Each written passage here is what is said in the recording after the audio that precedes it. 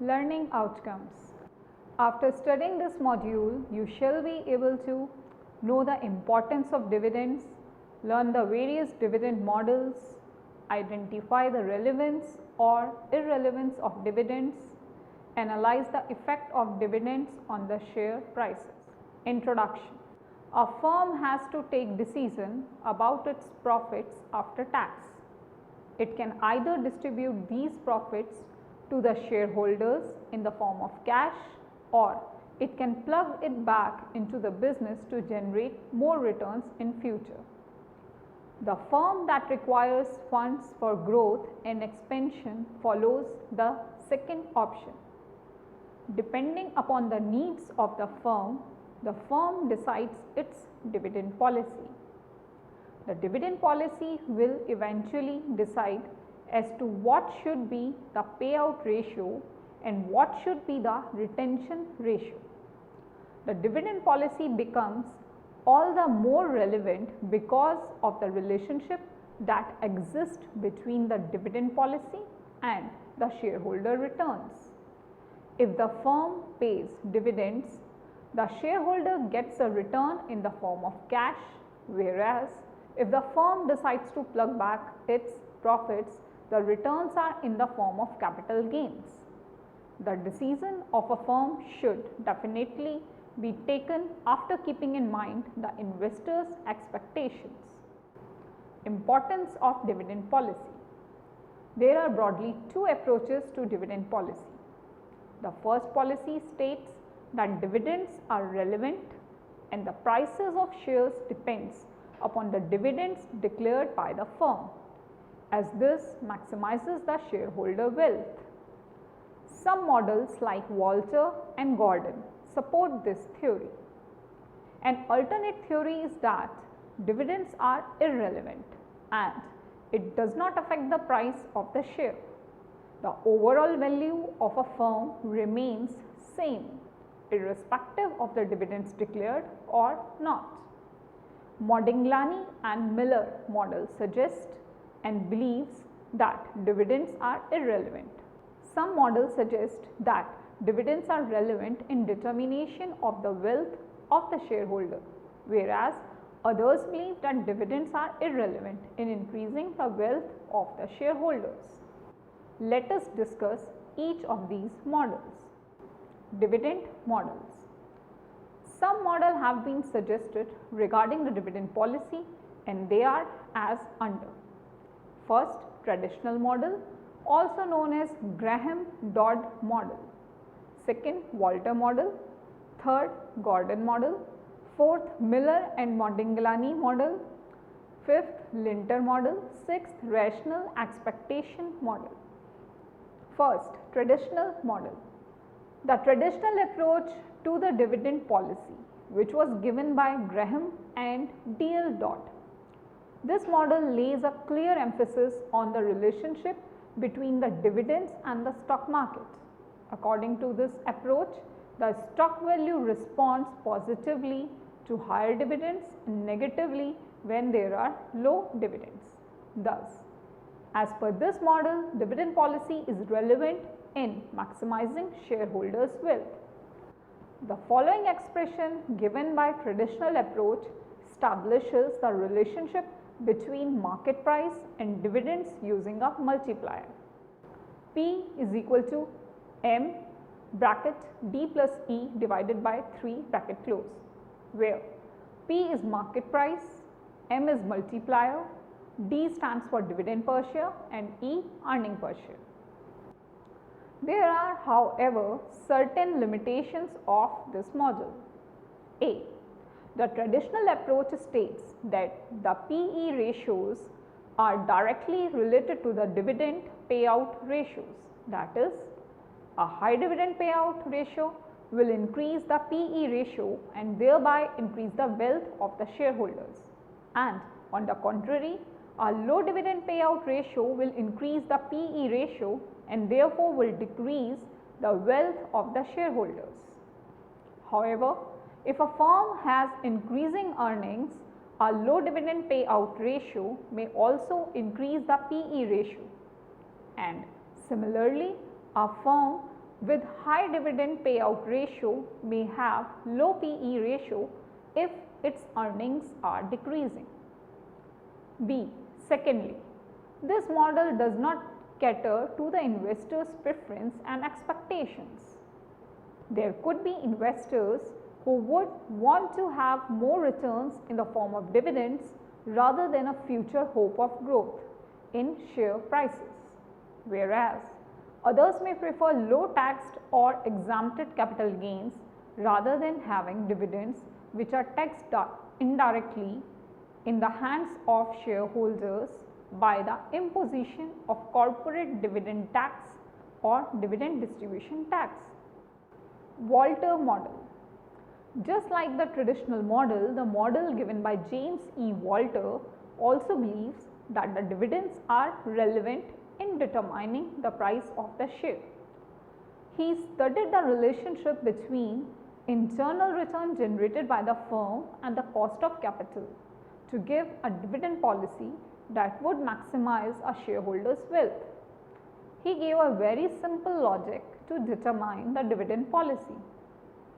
As per him, if the return generated by the firm is more than the return expected by the shareholder, it is better to keep the profits of a firm in the hands of the firm only.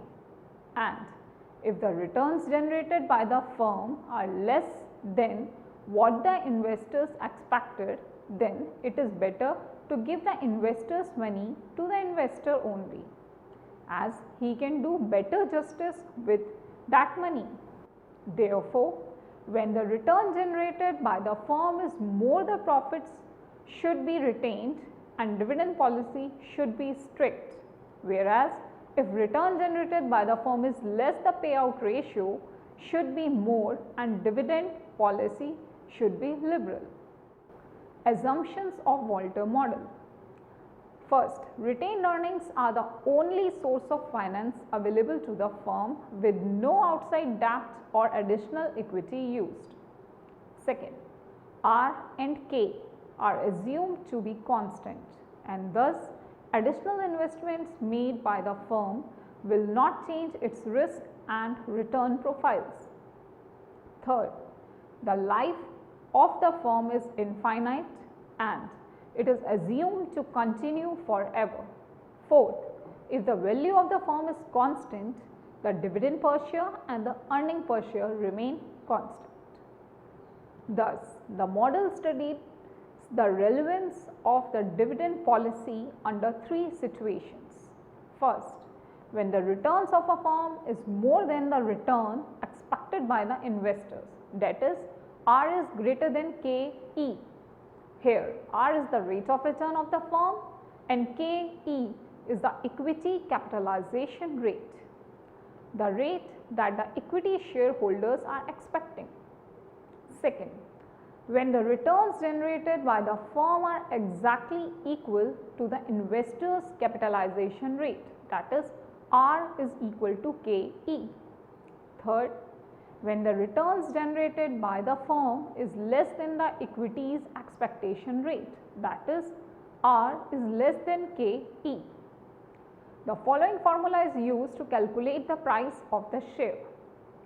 P is equal to D plus E minus D bracket R divided by KE bracket close, whole divided by KE, where P stands for market price of the share, D dividend per share, E earnings per share, R internal rate of return of the firm, and KE cost of capital of the equity or the equity capitalization rate. Practical illustrations. First illustration. A company has earnings per share of rupees 10, the equity's capitalization rate being 12%. Show the impact on the market price of the share under various dividend policies, assuming the rate of return generated by the firm is 15%. Let the dividend policy be first 0% payout, second 100% payout. Solution. Let's see the formula. P is equal to D divided by KE plus R bracket E minus D divided by KE and whole divided by KE, where P stands for market price of share, D dividend per share, E earnings per share, R internal rate of return of the capital, KE cost of capital of the equity or the dividend capital or the equity capitalization rate. First, when payout ratio is 0%, we use the formula, put on all the values and we get the answer rupees 104.16. When payout is 100%, we use the formula and put on the values and we get the answer rupees 83.33. We can see that the price of a share is maximum when the payout ratio is 0% and the price is minimum when the payout ratio is 100%. This shows the relevance of dividend policy. Now let us see illustration 2. Valuation based on dividend. The following information is available for XYZ company. Number of shares outstanding is 1 lakh, EPS is rupees 4, DPS is rupees 2.4, equity capitalization rate is 12%, rate of return on investment is 15%. First, as per Walter's model, what will be the market value per share? Second, to keep share price at rupees 40, what should be payout ratio?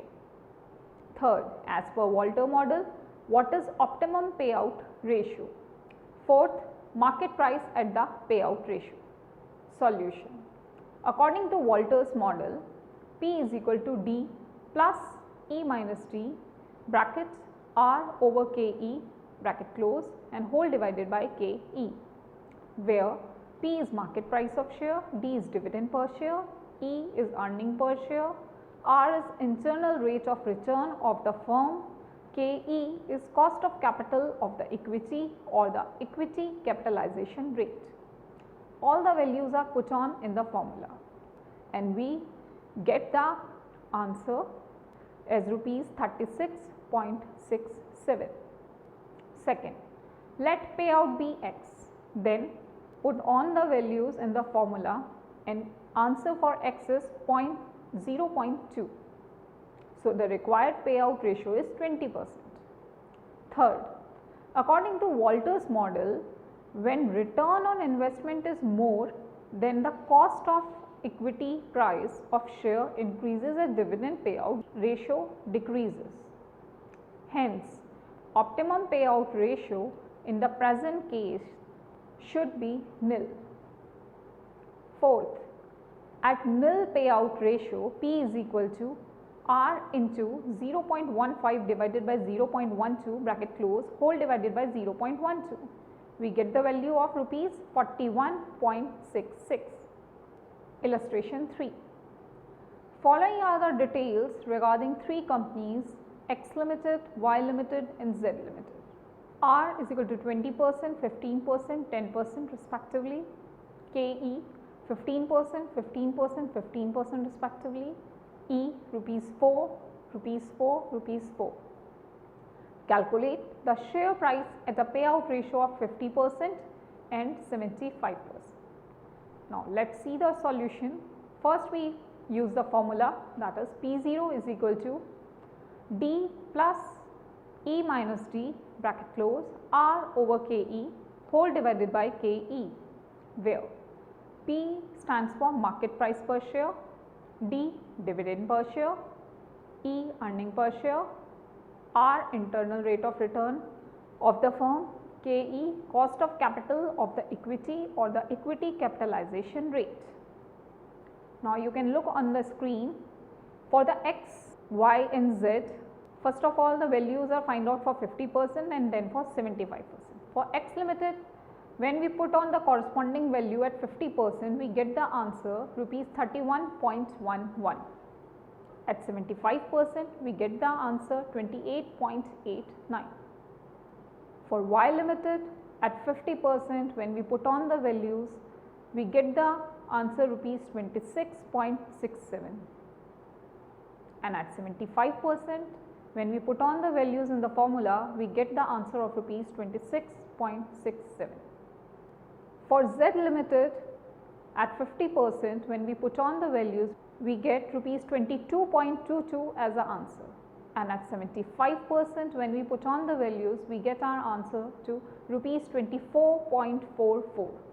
It can be observed from above that in case of X Limited, where R is greater than KE, increase in payout ratio decreases the price of share. Company Y's share price is same irrespective of payout ratio because R is equal to KE. An increase in payout ratio increases the share price of Z Limited because R is less than KE. Now let's see one more illustration, illustration 4. The earning per share of a company is rupees 10 and the rate of capitalization applicable to it is 10%. The company has three options of paying dividend. First, 50%, second, 75% and third, 100%. Calculate the market price of the share as per Walter's model if it can earn a return of A 15%, B 10% and C 5% on its retained earnings. Solution. We use the formula P is equal to D plus bracket E minus D bracket close bracket R divided by KE bracket close and whole divided by KE, where P is equal to price of share, R is equal to rate of earning, KE is equal to rate of capitalization or cost of equity. Now we prepare a table in which on the vertical side we have put on the three options. The first is price of share if R is equal to 15%, next column price of share if R is 10% and next price of share if R is 5%. On the horizontal side we have created three columns where we are showing DP ratio 50%, next column DP ratio 75% and in the third column DP ratio 100%. We calculate all the values. At the price R when there is 15% and DP ratio is 50%, we get rupees 125. At DP ratio 75, we got the price rupees 1125 and at DP ratio 100%, we get a price of rupees 100. When the R is 10%, we get a share of price at 50% payout ratio rupees 100, at 75% payout ratio it's rupees 100 and at even 100% payout ratio it's rupees 100. When R is 5%, at 50% payout ratio share price is rupees 75, at 75% payout it's 87.5 and at 100% payout ratio share price is rupees 100. One can see it on the screen. Limitations of Walter model. Most of the limitations of this model arise due to the assumptions made. The first assumptions of exclusive financing by retained earnings makes the model suitable only for all equity firms. This model also assumes that the return on investment is constant. This will not be true for a growing firm which makes constant investments. Most importantly, the model assumes the business risk to be constant, which may not be true. Gordon model. Myron Gordon used a dividend capitalization approach to study the effect of firm's dividend policy on the stock prices. Assumptions. The following are the assumptions on which Gordon based the dividend policy model for the firms.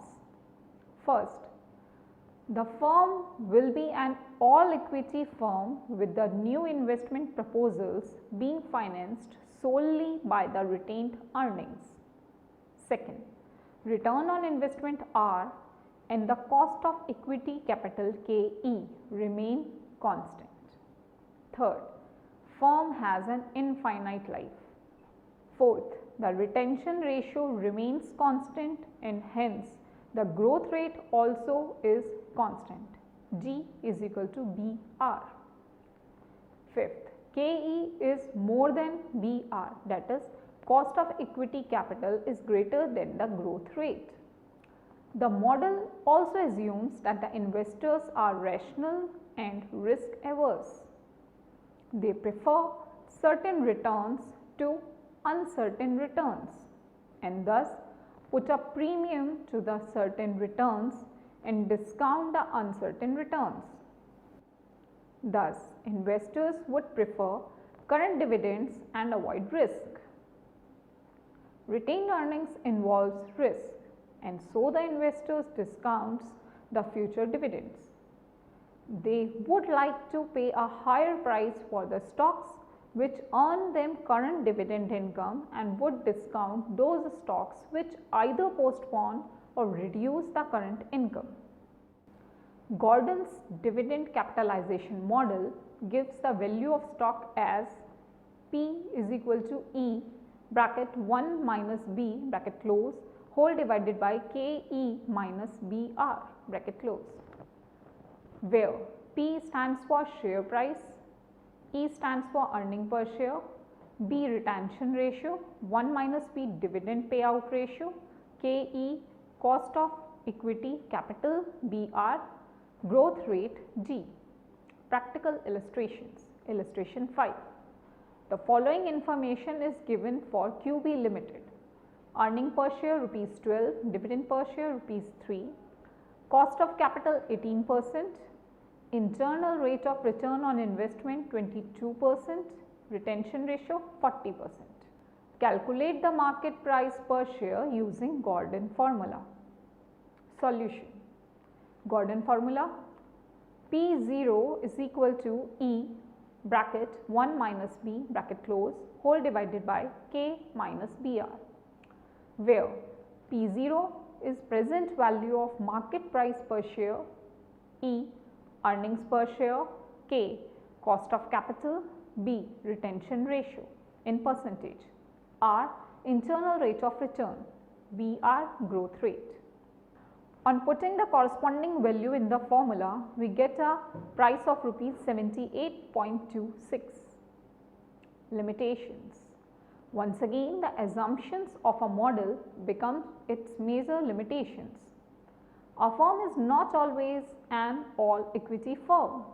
The return on investment and the retention ratio does not remain constant. The cost of equity may not be greater than G, the growth rate also given by BR. Miller and Modigliani model.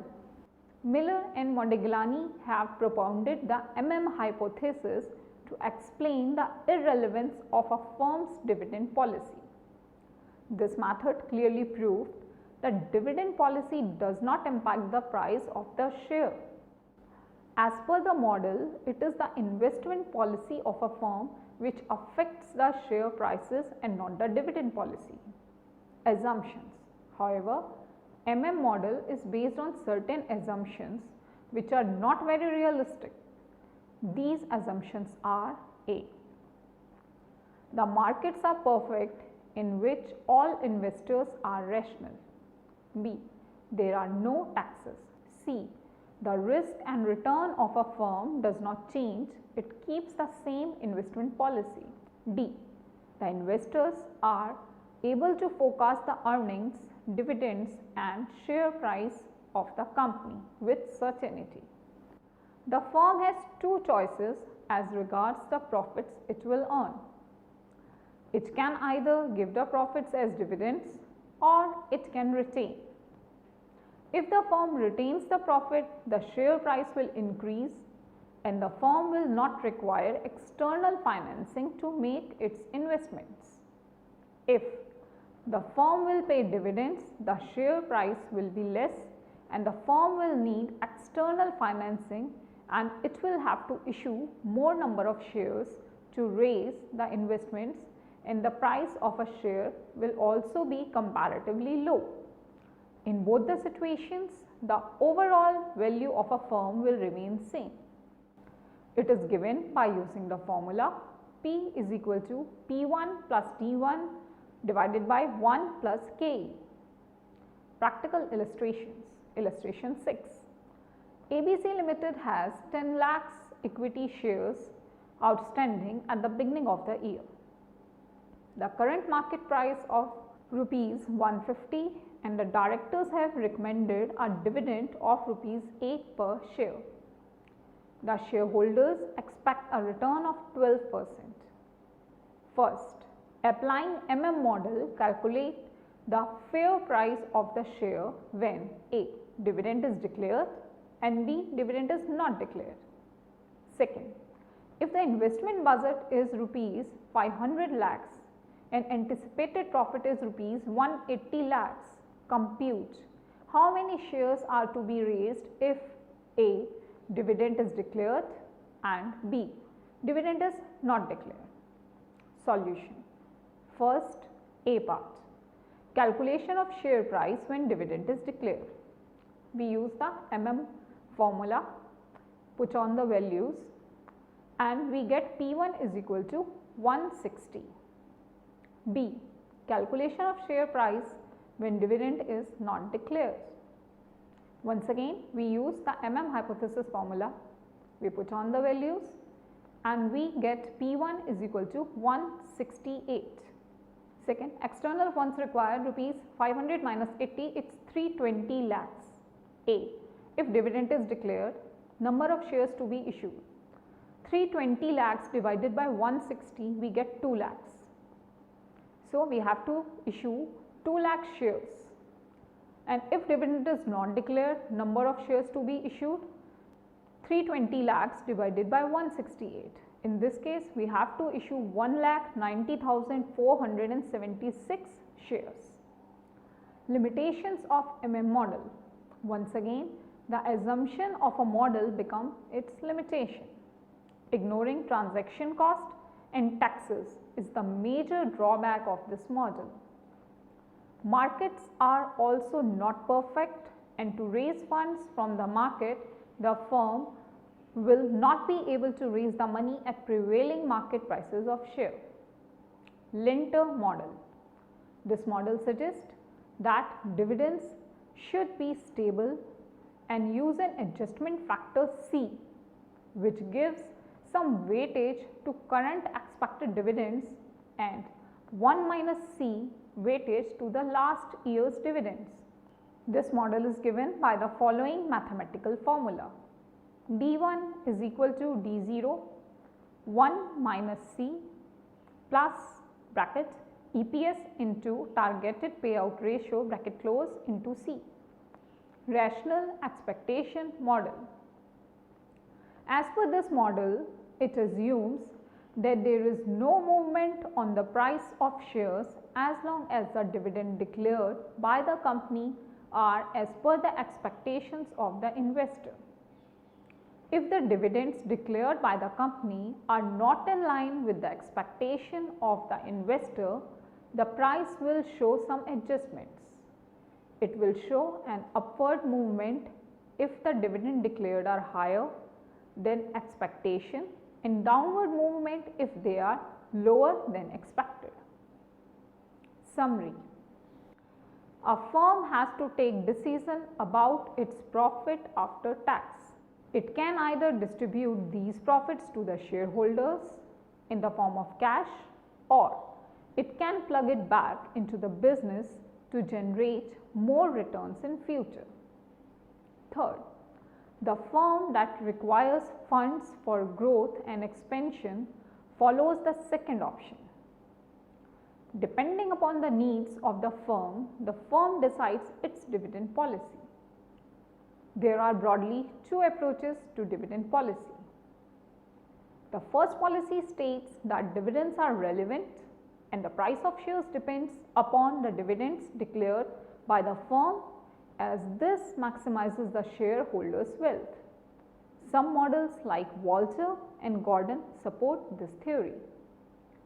An alternate theory is that dividends are irrelevant and it does not affect the price of the share.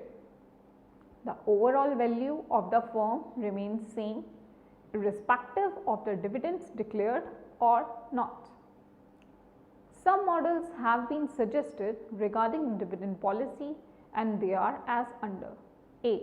Traditional model known as Graham dot model, according to which P is equal to M, bracket D plus E divided by 3 bracket close.